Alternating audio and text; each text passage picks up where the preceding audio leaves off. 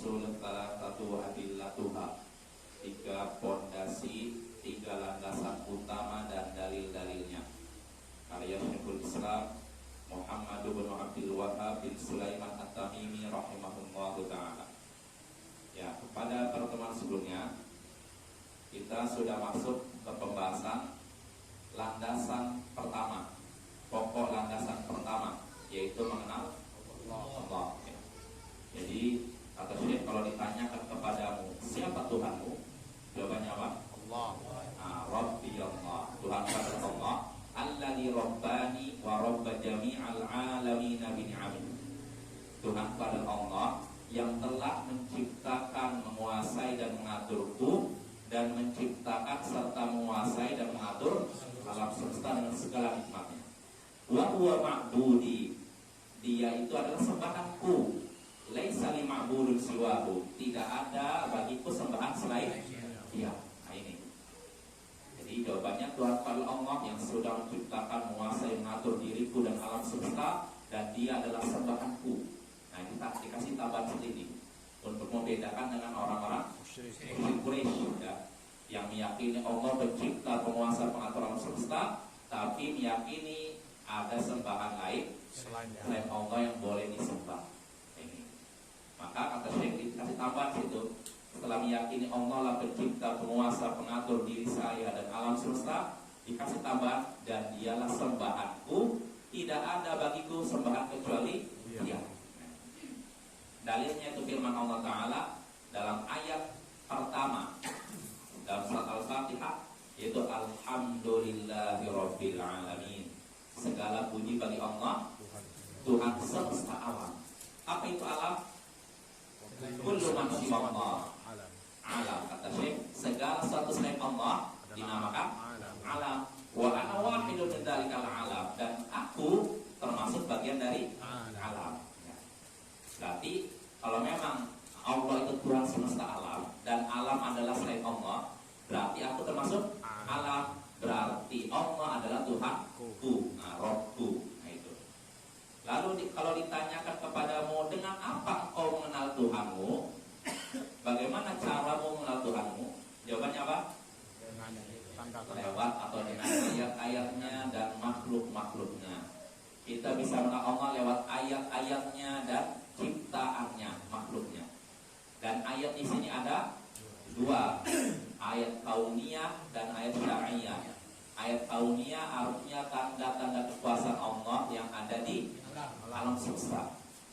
Semua yang ada di alam semesta ini menunjukkan tanda-tanda kekuasaan Allah.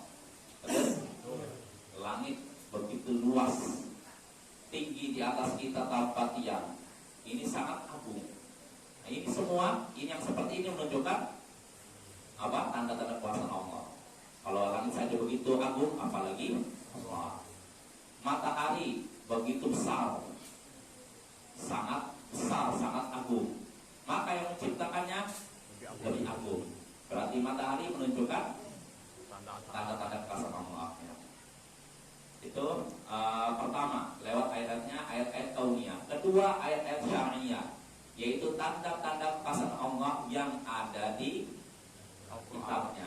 Kalau ayat-ayat kauniyah, tanda-tanda kekuasaan Allah yang ada di alam semesta, ada di langit, ada di bumi, ya, di lautan dan di daratan. Tapi kalau ayat syar'iyah hanya ada dalam kitabnya, yaitu Al-Quran. Ya.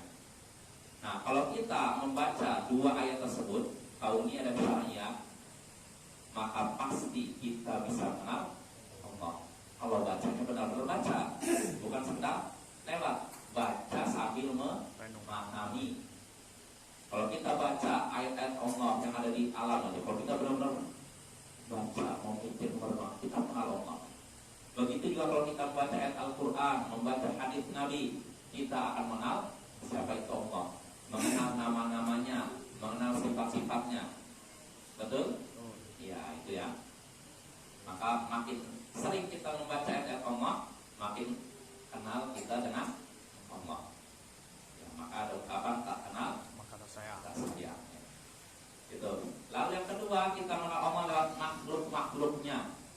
Sebenarnya makhluk ini masuk juga ke ayat, ya tidak? Ayat apa? Kaunia, tanda-tanda kekuasaan Allah yang ada di alam semesta, langit dan bumi ya. Lalu saya menyebutkan di antara tanda-tanda kekuasaan Allah, di antara ayat-ayat Allah, malam, siang, matahari, bulan. Dan di antara makhluk Allah, ciptaan Allah yaitu langit yang 7, bumi yang 7. Maksudnya bumi berlapis 7. Langit kan berlapis 7, bumi pun berlapis 7. Dan juga apa-apa, siapa yang ada di langit dan di bumi. Yang di langit ada siapa? Matahari, nah itu termasuk makhluk Allah. Yang di bumi manusia, hewan, tumbuhan. Wa ma bainahuma, dan apa yang ada di antara keduanya. Awan dan semacamnya ya. Nah itu semua adalah ciptaan Allah, makhluk-makhluk Allah. Kita bisa mengenal Allah lewat ayat-ayatnya dan lewat makhluknya. Wa dalilu qaulu ta'ala, dalilnya adalah firman Allah Ta'ala. Maksudnya dalil bahwasanya di antara tanda-tanda kekuasaan Allah yaitu tadi apa? Malam, siang, matahari, bulan. Dalilnya itu firman Allah Ta'ala dalam surat Fussilat ayat 37. Allah berfirman, "Wa min ayatihi al-lailu wan-naharu wasyamsu wal-qamaru." Di antara ayat-ayat Allah, tanda-tanda kekuasaan Allah yaitu malam dan siang, matahari dan bulan. La tasjudu lisyamsi wal-qamar wala lil-qamar. Jangan kalian sujud ke matahari dan kepada bulan. Jangan. Wasjudu lillahi alladzi khalaqahun. Dan akan tapi bersujudlah kepada Allah yang telah menciptakan bulan dan matahari ya. In kuntum iyyahu ta'budun. Kalau memang kalian benar-benar beribadah kepada Allah. Di sini Allah ingin mengajarkan kepada kita tentang keesaan Allah dan kekuasaan Allah. Karena tanda kekuasaan Allah yang paling nampak di hadapan kita yaitu ya tidak matahari, bulan, ya tidak siang malam, ini paling nampak kan? Ya tidak. Kalau yang di dalam lautan kita kan tidak tahu, belum mengetahui kan? Kita harus menyelam dulu atau kita harus pakai apa mungkin. Tapi kalau matahari, semua kita pasti menyaksikan, ya tidak. Bulan juga, betul? Siang malam, ya kan? Dimanapun pasti merasakan. Mau di kutub utara pun begitu, kutub selatan pun begitu. Ya. Walaupun siang malamnya biasanya waktunya beda dengan di kita. Bisa jadi kalau di kutub utara siangnya 20 jam. Pernah kejadian di daerah bumi bagian utara siangnya sampai 20 jam. Makanya kalau orang yang puasa di daerah situ berkesenangan lapar selama 20 jam. Ya, tapi pasti semuanya menyaksikan siang malam. Betul? Ya.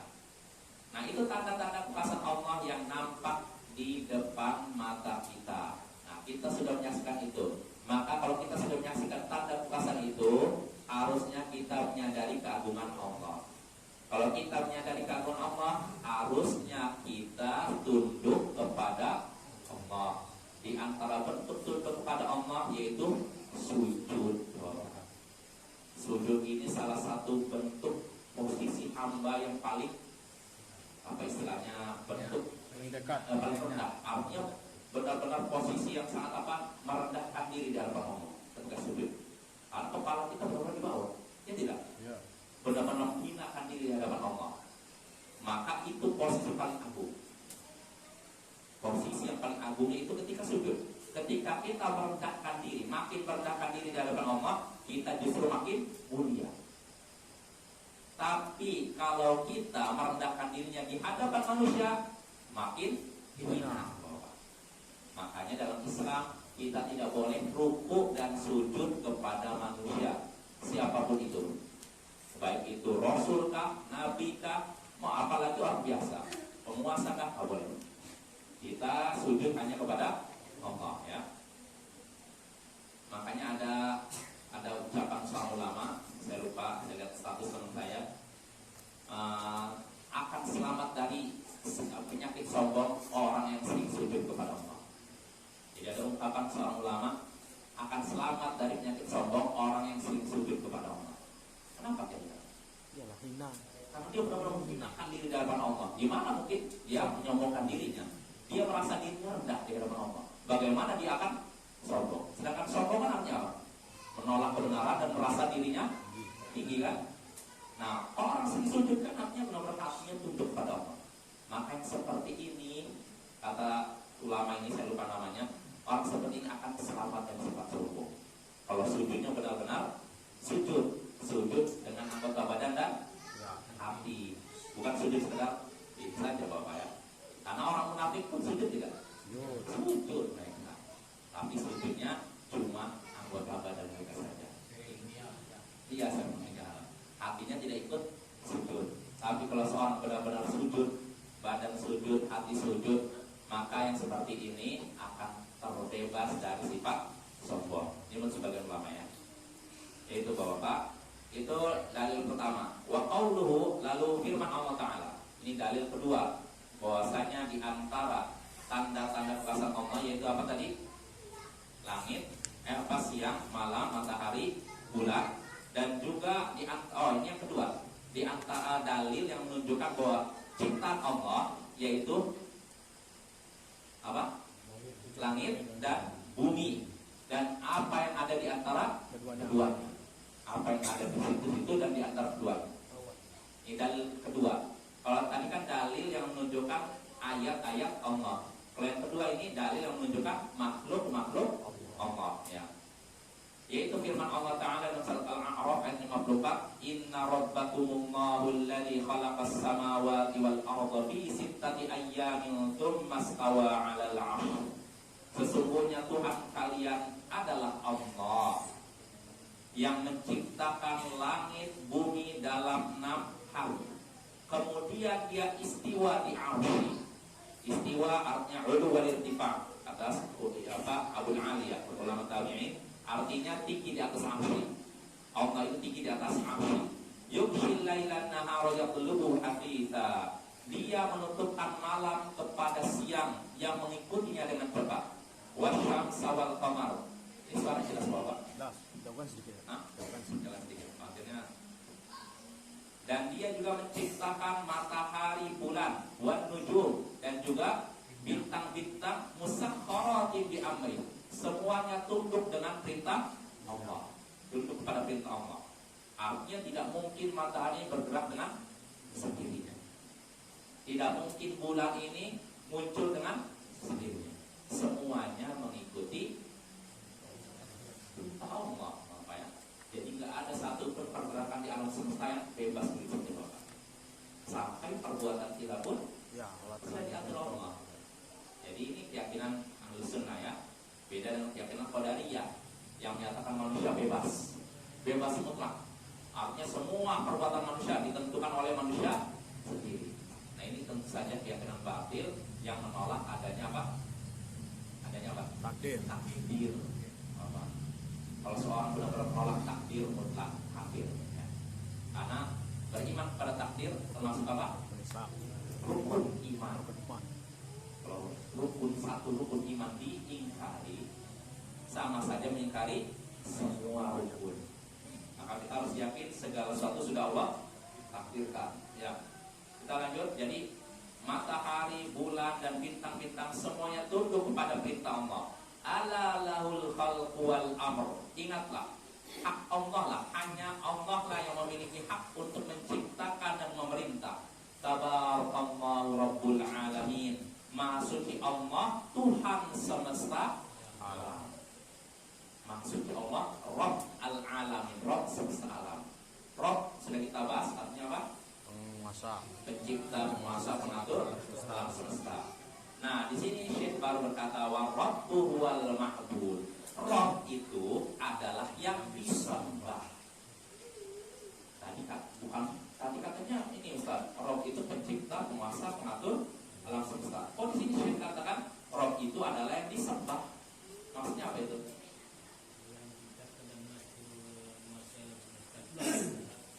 Ya, itu maksudnya. Artinya yang berhak disembah itu yang mencipta, menguasai, dan mengatur alam semesta. Yang tidak bisa menciptakan tidak layak disembah. Yang tidak bisa mengatur alam semesta tidak layak disembah. Itu maksudnya ya. Ya makanya berarti selain Allah ada tidak yang berhak disembah? Tidak ada. Nah Nabi kita boleh? Tidak. Sembah? Tidak boleh. Malaikat? Tidak. Tidak boleh. Orang soleh? Tidak. Orang toleh? Lawannya soleh, toleh.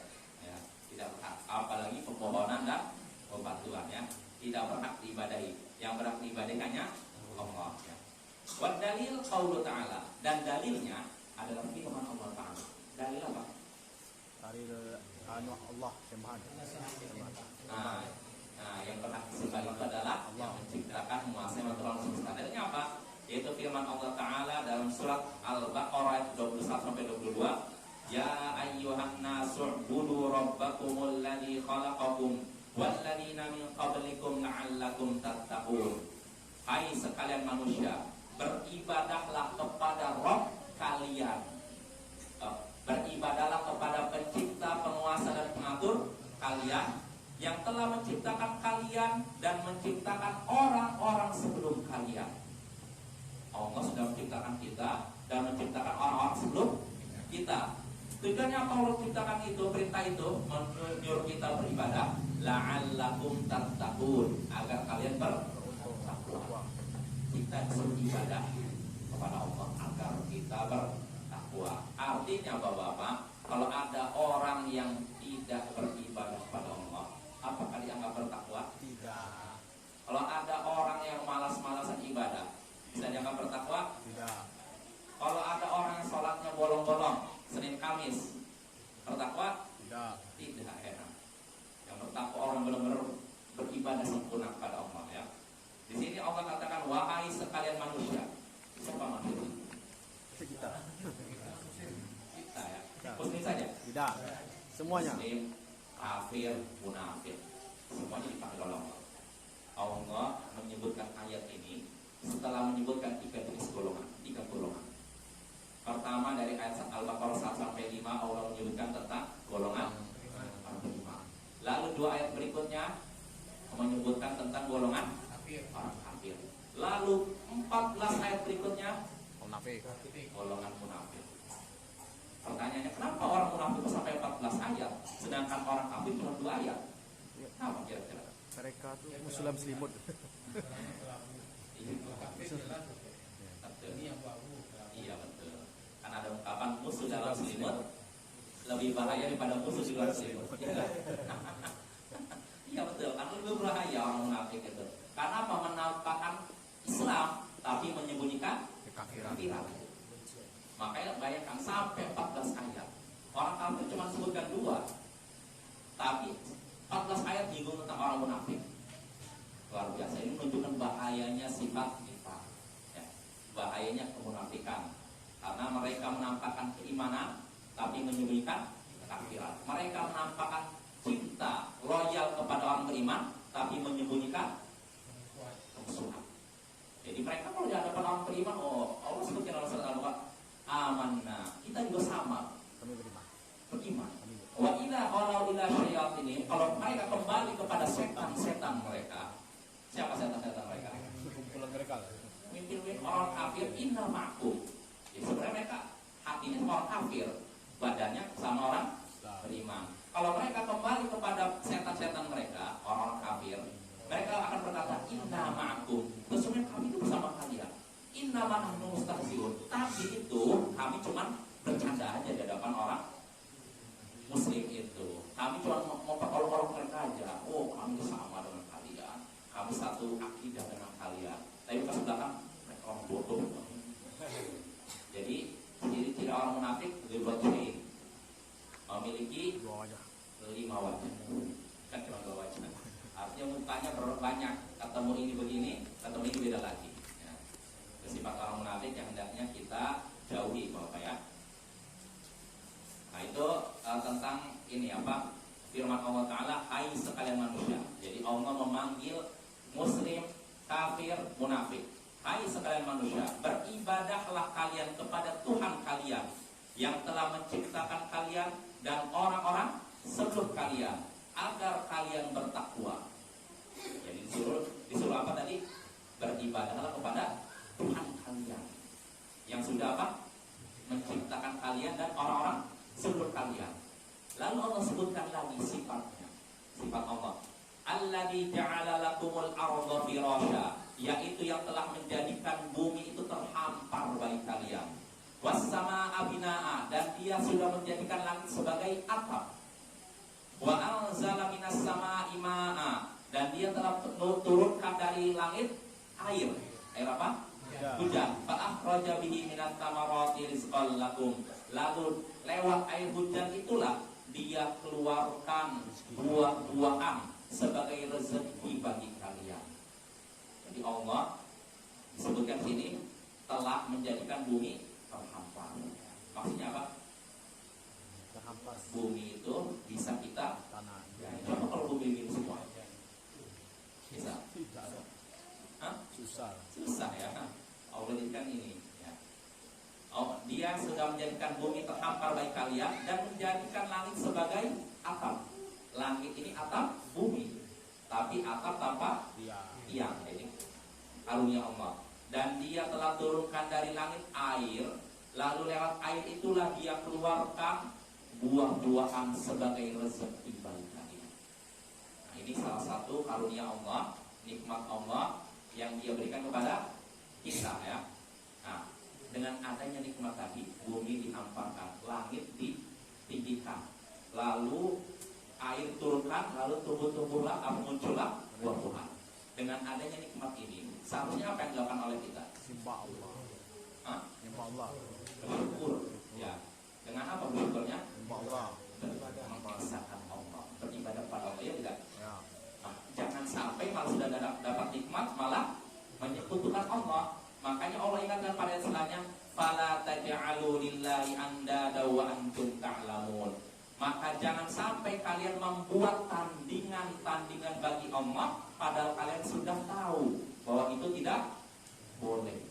Sudah diberikan nikmat malah buat tandingan-tandingan bagi Allah. Ini namanya apa? Kufur. Kufur nikmat, istilahnya kurang Ajar.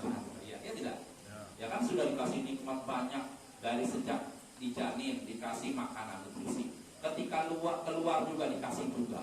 Sampai dewasa kasih oksigen gratis terus. Tiba-tiba malah menyekutukan Allah.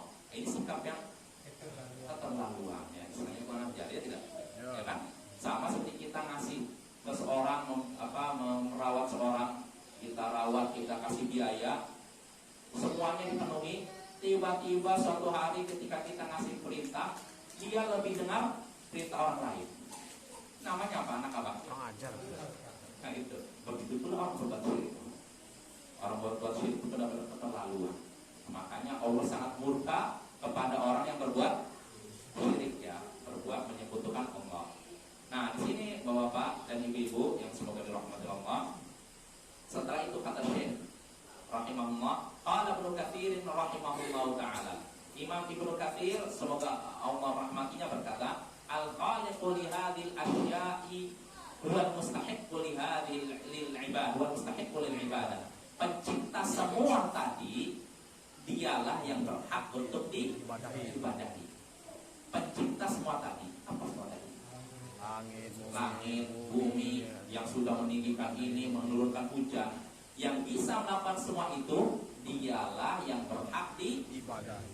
Artinya yang tidak bisa menurunkan hujan tidak berhak diibadahi.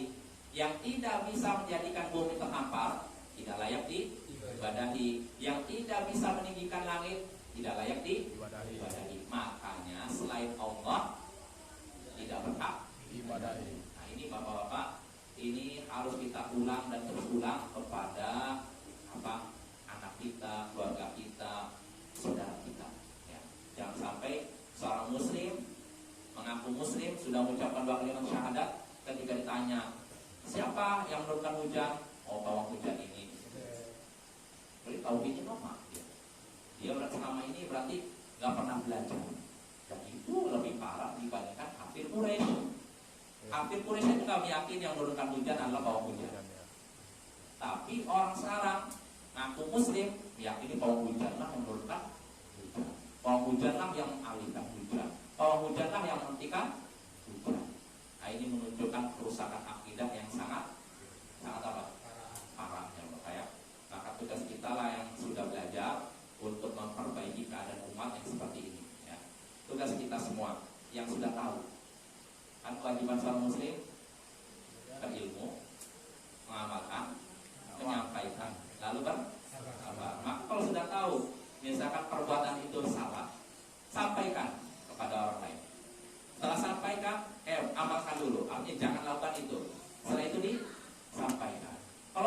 menyampaikan setelah itu cemeeng.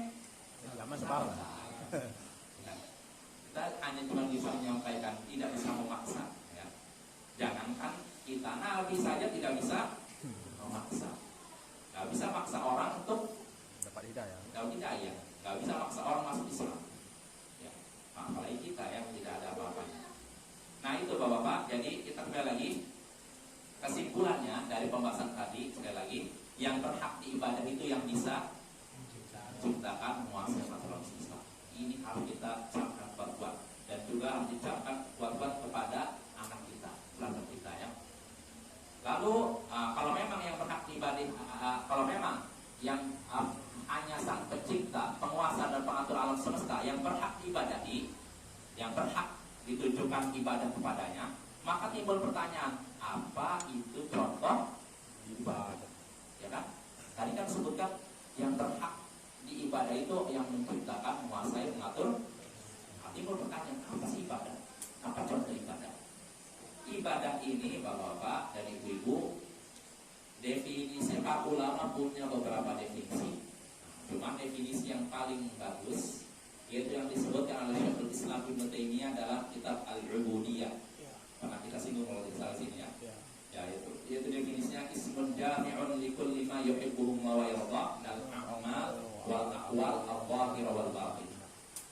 Ibadah yaitu nama yang mencakup segala sesuatu yang Allah cintai dan Allah ridhai. Segala sesuatu yang Allah cintai dan Allah ridhai, baik berupa perkataan maupun perbuatan, yang nampak maupun yang tersembunyi. Ini definisi ibadah yang sangat bagus. Saya katakan sangat bagus karena mencakup semua jenis ibadah. Contohnya nih, tadi definisi ibadah segala sesuatu yang Allah cintai dan Allah ridhoi. Artinya ibadah sebenarnya adalah yang Allah Cintai. Kalau tidak Allah cintai, tidak dikatakan Ibadah. segala sesuatu yang Allah cintai dan Allah ridhoi, baik berupa perkataan. Apa perkataan Allah cintai? Zikir, baca Quran, mengucapkan salam, menyuruh orang untuk berbuat baik, melarang orang dari perbuatan maksiat. Dicintai Allah tidak? Ibadah. Karena perbuatan. Apa perbuatan Allah cintai? Sholat, zakat, menyingkirkan gangguan di jalan. Haji. Apa? Haji. Itu semua cintai Allah. Berarti ibadah. Yang nampak maupun yang tersembunyi. Yang nampak contohnya apa? Sholat, nampak. Puasa, haji, zakat. Nah, itu semua cinta Allah. Berarti ibadah. Nah yang tersembunyi apa? Cinta. Harap, cinta, benci, Takut. Khauf. marah. Itu marah bisa ibadah. Gimana marah? Gimana? Ibadah tidak marah. Ada. Ya kalau seorang menyaksikan kemungkaran lalu dia marah, ibadah Bapak. Tapi kalau seorang marah tanpa alasan yang jelas, itu bukan ibadah. Sedikit marah, begitu marah, kesurupan namanya. Ya, jadi kalau marahnya karena agama, alasan agama itu terpuji. Justru itu tanda-tanda adanya iman. Maka Bapak, jangan kita terkena syubhatnya orang-orang liberal yang menyatakan kenapa harus marah? Apa artinya dan kenapa kamu harus marah kalau ajaran agama kamu diinjak-injak? Allah saja tidak marah. Ibu pertanyaan, dari mana kamu tahu Allah tidak marah? Sedangkan Allah banyak dalam ayat Al-Quran menyebutkan wa ghadiballahu alaihim. Allah marah kepada mereka orang-orang kafir. Marah, ya kan? Masa kita tidak marah menyaksikan ajaran agama kita diinjak-injak? Aneh kan? Aneh tidak? Terus ada lagi ungkapan mereka yang paling sering saya dengar. Untuk apa kamu nolong agama kamu? Agama itu gak boleh tolong lagi. Benar Bapak? Tidak lah. Sekarang agama kita untuk apa kamu tolong agama kamu? Agama itu gak boleh tolong. Sedangkan di Al-Quran aja ada asal dulu. Iya. Ya itu syubhat-syubhat yang sekilas indah tapi sebenarnya isinya racun. Itu menanamkan kita untuk apa? Untuk istilahnya mereka ingin menghilangkan kecemburuan dalam hati kita. Kalau seorang nggak punya kecemburuan, ghirah istilahnya, itu menunjukkan iman di dalamnya. Jadi kalau kita nyaksikan kemungkaran agama kita diinjak, marah, itu tandanya ada iman. Tapi kalau kita masih dingin aja, nggak ada panas dingin, malah senyum, nah ini udah hilang berarti iman. Jelas Bapak ya? bahkan dibela. Ya, apalagi kalau Pak ini udah dibela, sudah diam saja udah tanda bermasalah, apalagi kalau sampai dibela, orang mencela agama malah dibela. Nah ini tandanya penyakitnya sudah akut. Ya, jadi Bapak itu pengertian ibadah. Nah sekarang tadi kan saya sudah menyebutkan yang berhak ibadah itu yang bisa apa? Menciptakan, menguasai dan mengatur alam semesta. Nah apa itu ibadah? Sudah kita bahas. Nah sekarang yang perlu kita bahas contoh-contoh ibadah. Nah kata Syekh ini rahimahullah, wa anwa'ul ibadati allati amara Allah biha mithlul Islam. Macam-macam ibadah yang telah Allah perintahkan yaitu Islam, wal iman dan iman, wal ihsan dan juga ihsan. Jadi ini di antara macam-macam ibadah. Wa minhu du'a, dan di antara contoh ibadah juga doa, khauf, takut, wa raja, harap, tawakkul, tawakal, rahbah, cinta, rahbah, cemas, takut ya, sejenis takut, wal khusyuk, khusyuk pada bahasa Indonesia, wal khasyah, takut ya. Nanti walaupun khauf sama khasyah beda. Wal inabah, kembali kepada Allah. Wal isti'anah, minta tolong kepada Allah, ibadah. Wal isti'adah, minta perlindungan pada Allah. Wal istighatsah, minta tolong pada Allah dalam keadaan desak. Wa dzabhu, penyembelihan. Wa nadru, nazar. Wa ghairi dzalika min anwa'il ibadati allati amara Allah biha kulluha lillahi ta'ala. Dan juga macam-macam ibadah lainnya yang telah Allah perintahkan, seluruhnya hanya berhak untuk Allah. Ini Bapak, seluruhnya hanya berhak untuk Allah. Jadi tidak ada satupun ibadah yang boleh ditujukan kepada selain Allah. Ya, di sini Bapak, yang disebutkan macam-macam ibadah yang disebutkan oleh Syekh pertama itu Islam, iman dan ihsan. Mungkin timbul pertanyaan, Islam kok ibadah? Iman kok ibadah? Maksudnya apa ini? Ihsan ibadah apa ini? Nah ini penjelasan tentang Islam, iman, ihsan sebenarnya disebutkan dalam satu hadis yang sangat panjang. Hadis Jibril, yaitu dalam Sahih Muslim dari Umar bin Khattab. Umar bin Khattab menceritakan, bainama nahnu julusun 'inda Rasulillah sallallahu alaihi wasallam. Tatkala kami sedang duduk bersama Rasulullah sallallahu alaihi wasallam, ittala 'alaina rajulun syadidu bayadil thiyab, syadidu sawadil sya'ar. Tiba-tiba muncullah seorang yang berpakaian sangat putih, berambut sangat hitam. La yura 'alaihi athar safar. Tidak ada tanda-tanda orang ini baru melakukan perjalanan. Akhirnya ini kemungkinan orang dekat kan? Tapi anehnya wala ya'rifu ahadun minna, dan tidak ada di antara kami yang kenal dia.